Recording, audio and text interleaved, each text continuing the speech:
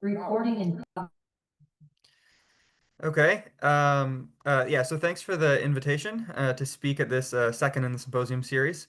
I think I'm really glad to be here because it was actually the first in the symposium series that kind of got me into research in algorithmic information theory, I guess a few years ago now.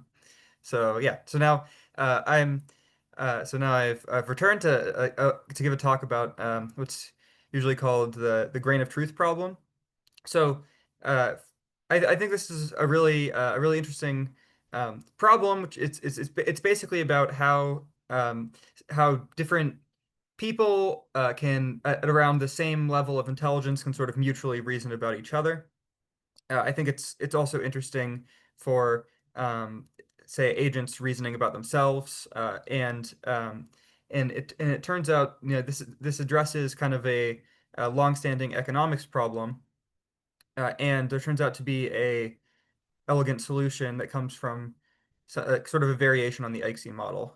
Uh, Sort of that's sometimes called the reflective Ikesi. So I let's see. Yes, good. Okay. So I worked on this problem for a while with Marcus Hutter, and I'm still thinking about reflective oracles a great deal. We have a paper that kind of extends some of this research, but a lot of the foundational ideas on reflective oracles come from actually several other people. So Benja Fallenstein, Jessica Taylor, and Paul Cristiano were kind of important in initially inventing and kind of investigating these oracles, and then Jan Leica, who was a student of Marcus, what sort of kind of tied all this together into a kind of more cohesive framework and used it to address uh, this economics, this sort of game theoretic setting. Uh, and and that's the work that we've extended a little bit and made rigorous. Uh, so um, yeah, so I'll jump into, since I don't have a ton of time, I'll have to move a little bit quickly, but I'll explain first of all the kind of game theoretic setting. So uh, we're going to consider like multiple agents or players. So in the uh, so we'll call them pi 1 through pi n, uh, or their I guess their policies pi 1 through pi n for players 1 through n. And they all interact with the same environment, sigma.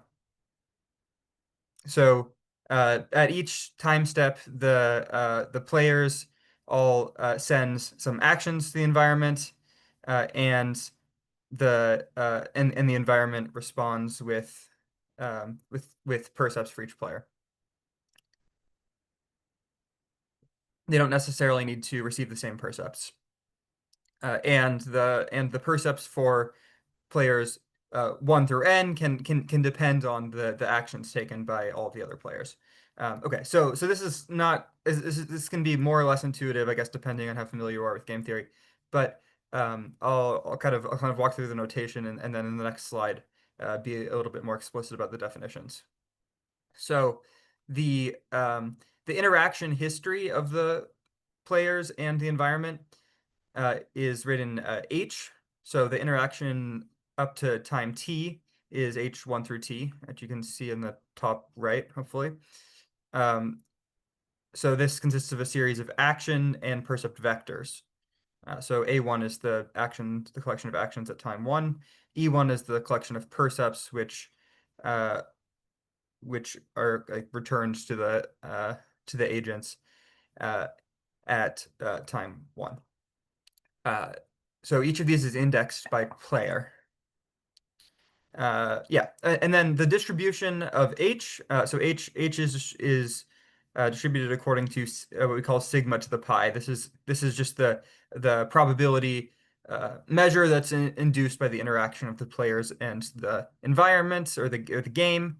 I guess I'm kind of switching between the RL and economics terminology that they usually say game, and we'll say in reinforcement learning say environment. Um, yeah. Okay. So I'll explain this rigorously in a second. Um, but for now, I'll state that if you index H by player, so with the superscript of I, then you can get out the specific actions of player I, and then the percepts received by player I. And and this is a list of actions and percepts, so no longer vectors. And we can just write H superscript I for this player-specific history. Uh, and we write sigma pi subscript I for the distribution of that history for a specific player. Okay, so I'm gonna stop for questions for a second because this is the part you have to kind of understand to follow the rest of the talk. So, but first I'll actually write down. I'll actually include the definitions here. So, so basic so we define sigma to the pi by uh, recursively. So on the action vectors, uh, so the empty history has probability one. Then when you add some action vector, you just take the product of the probabilities that each player, according to their separate policy or strategy, pi I, will select that action. And then on the percept, the the game or environment just has a probability assigned to each percept vector. That's the that comes from the definition of sigma. It's like that's the definition. It comes from the definition of the particular game that the players are playing. And in general, it could depend on all the previous actions and all the previous percepts. That's why it's a function of the previous history and actions. Though in this talk, I think we'll just have our focus restricted to stage games where it depends only on the current actions for each player. Uh, so uh, then, if you want the distribution on the kind of what we call the subjective history for player I, the H to the I or H superscript I, then you just marginalize out uh, the actions of the other players, which are not seen, or uh, in general may not be seen. And the percepts of the other players. Again, this actually in our stage games, they'll will be with complete information. So the percepts will include the actions of the other players, and we won't need this much generality, but this is the general case. Okay, so are there any questions at this point about the definitions?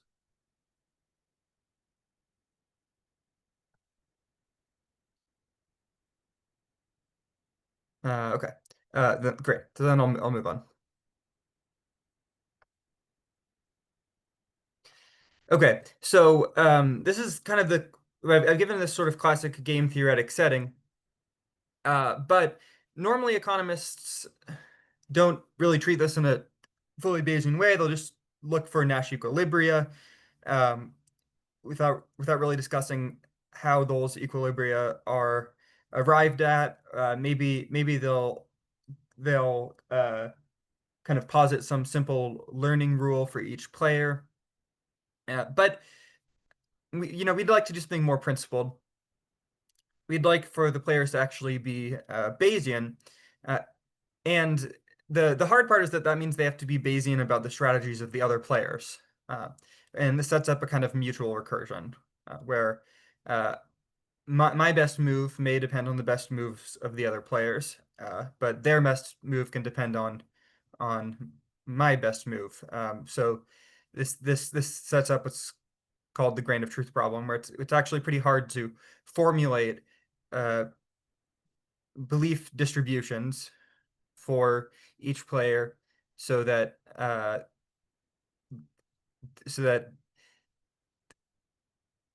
what happens is kind of so when they play kind of rationally or consistently with their beliefs, they this the they're actually able to learn the the strategies of the other players. It's actually sort of in our hypothesis space.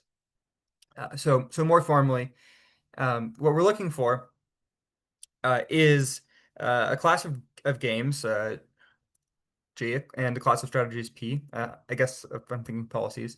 Um, and then we want um, well, I say prior, but ultimately we want some sort of prior beliefs, pi or xi I for each player I, uh, and and then so this is kind of a vector of prior belief distributions over the subjective history of player I.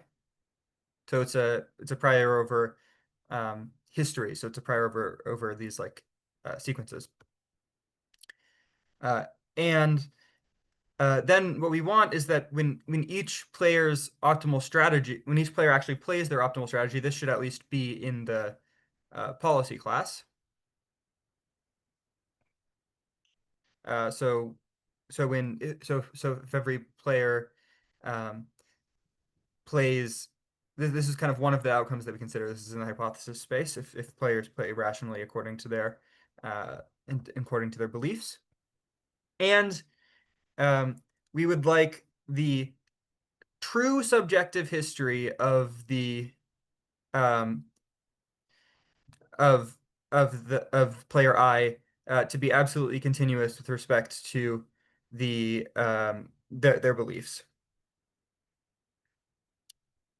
So this greater than sign is absolute continuity. Uh, okay, so this is the usual condition that we need for Bayesian learning to succeed. It basically means that the truth is actually in the hypothesis space of the agent. Okay. So then, this is the first actual mention of algorithmic information theory is that we want these classes to be pretty rich. Like we'd like GNP to at least include the computable uh, games and strategies. So, uh, so we're imagining something sort of similar to the universal distribution for psi I. Okay.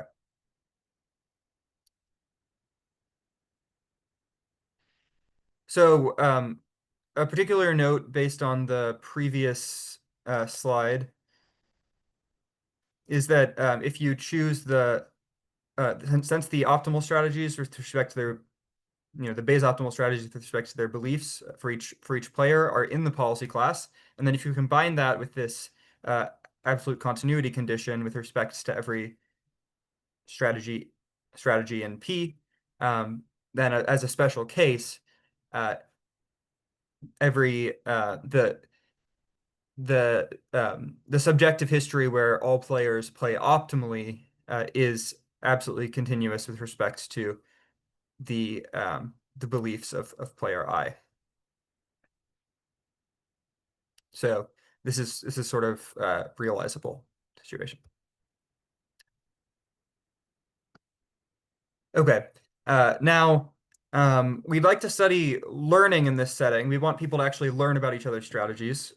I think this is how, I think about even humans actually playing games we're not just sort of learning the rules of the game and then trying to find some, strategy which doesn't have any strictly dominating strategy or something with respect to some assumed strategies from our other players, or we're not like necessarily finding uh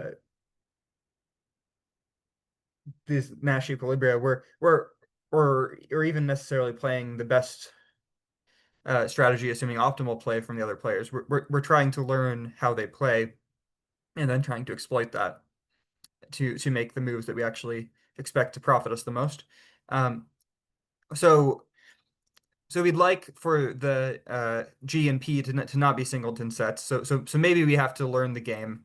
But what I'm more interested in here is that we have to learn the strategies for the other players. Uh, yes, okay. Um,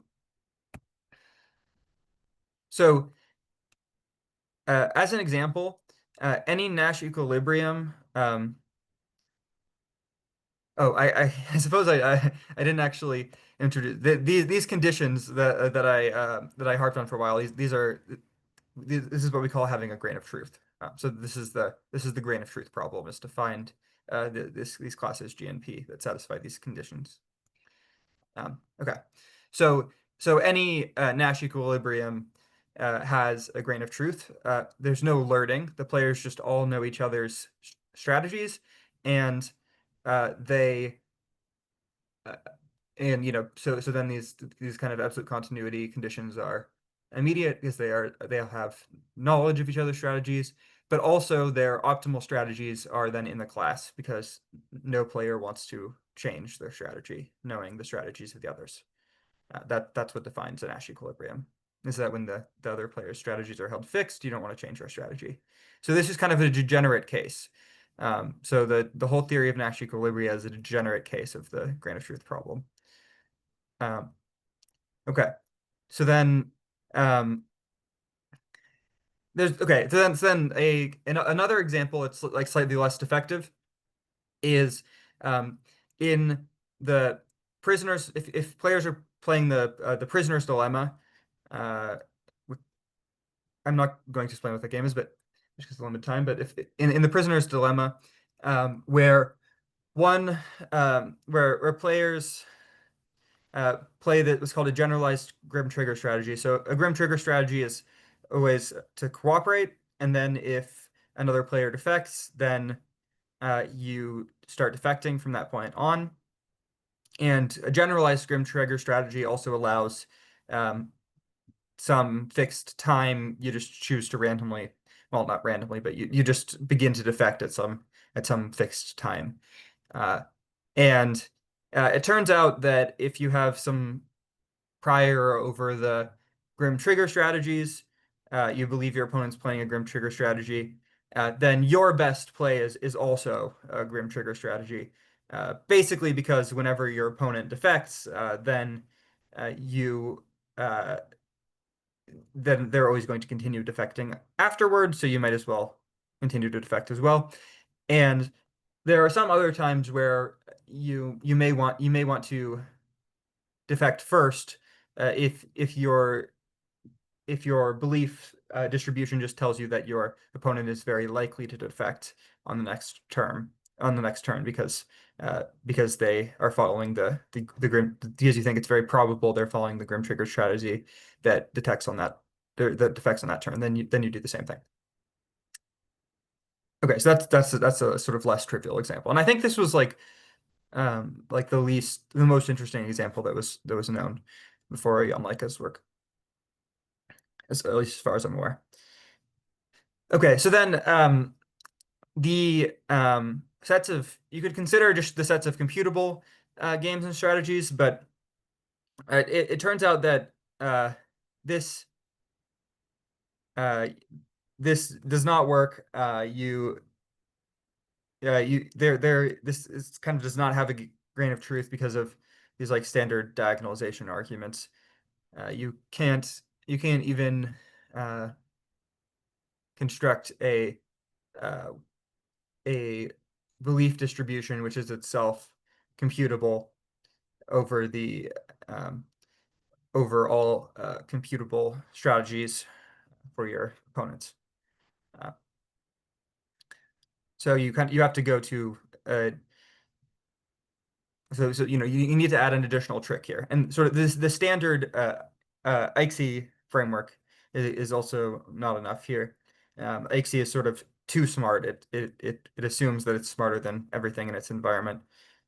It's too smart to understand other ICSIs. Um, okay, so I guess I'll illustrate this, and this also sort of shows why the class of computable functions is not enough because of this mutual recursion. Um, so one simple game that we could want to play is that we have two cups, and I'll secretly choose one of the two cups to poison, and then you will choose which cup to drink from. So this is kind of a like a degenerate game where what we want to our strategies entirely depend on what we believe about the other player's strategy. But I, I don't know how deep I can successfully go in this. But basically, I want to poison the cup that I believe that you believe that I did not poison. Um, and this uh, this recursion kind of doesn't bottom out because then how I decide to whether or not to poison the cup also then depends on this decision rule. So there's this kind of unbounded mutual recursion where each of us needs to know what move the other player is going to make in order to decide our own move. And also in this kind of simple case, uh, it already seems like just playing the Nash equilibrium is a pretty reasonable solution. Which is so in this case, the Nash equilibrium is just to randomize for both players with 50% probability of choosing each cup.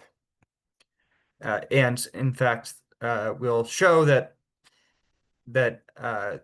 by satisfying this grain of truth property, players will eventually converge to the Nash equilibrium or a Nash equilibrium in general. Okay. Yeah. Oh, and you can imagine like if the two players are computer programs, basically they just keep on making calls to each other and this never halts, never bottoms out. Yes, this is why we need something other than these like um, computer programs. Okay. So this is the point where I'm going to brush things under the rug a little bit because it's pretty much impossible to understand in a very short time. Uh, but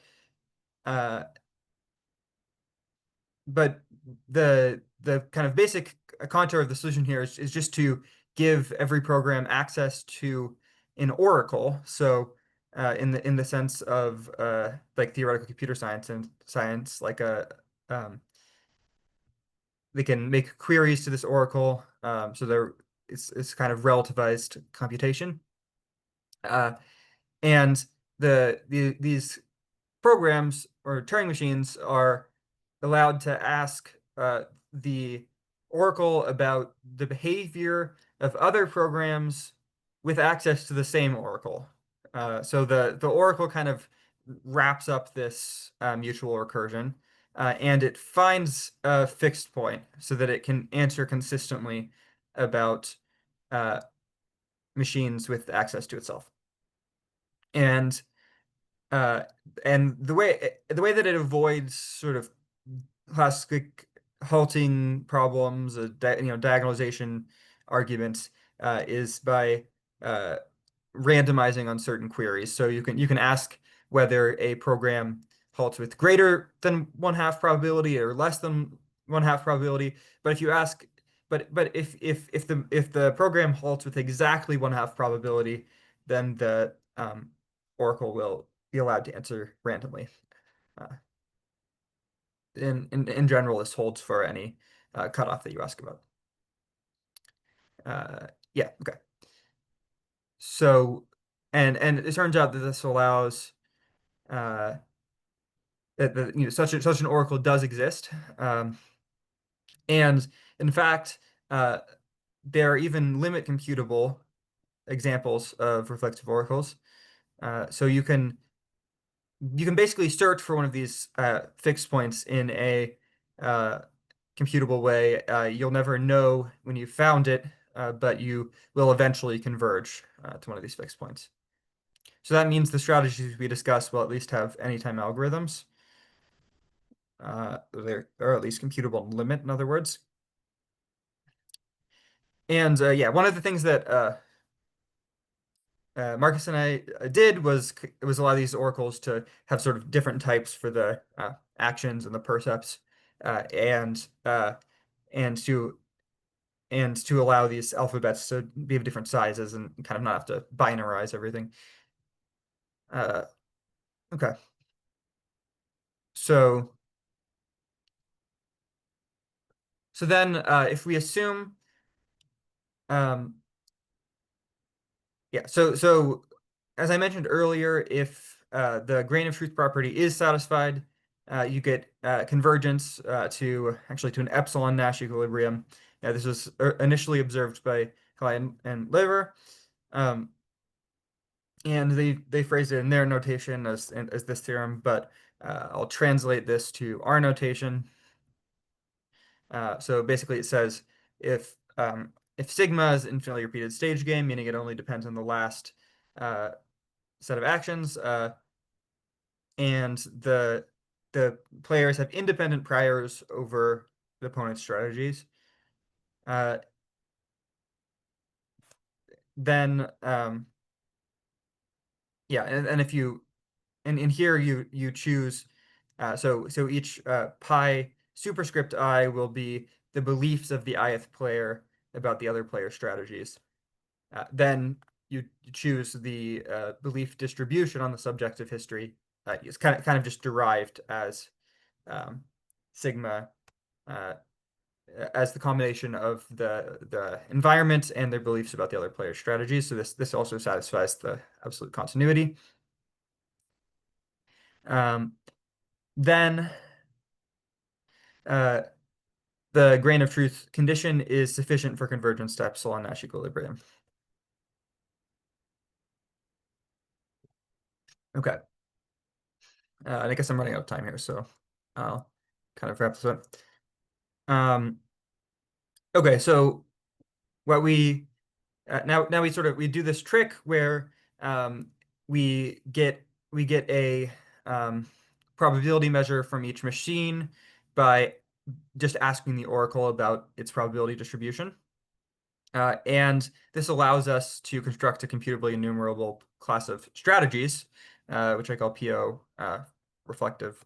Uh, and then we assume an infinitely repeated stage game.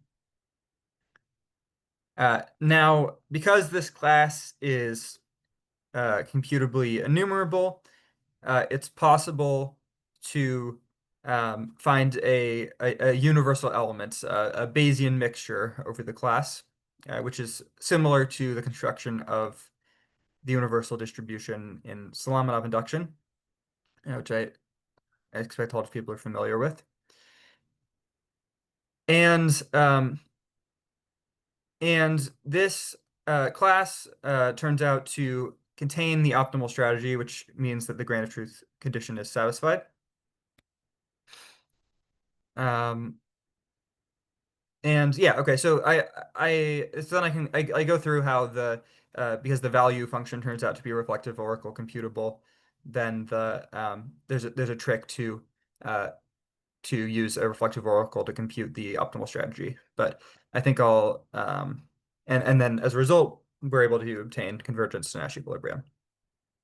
So yeah, so I think my time's up, so I'll just stop for questions here.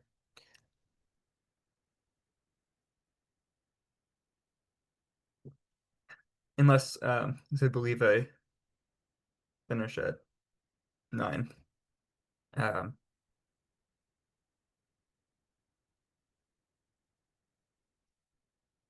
okay. You hear me? Oops. Yes, I can hear you. It looks like David Dow raised his hand. So I'm happy to take a question from him. Yeah, okay, thanks. Uh, okay.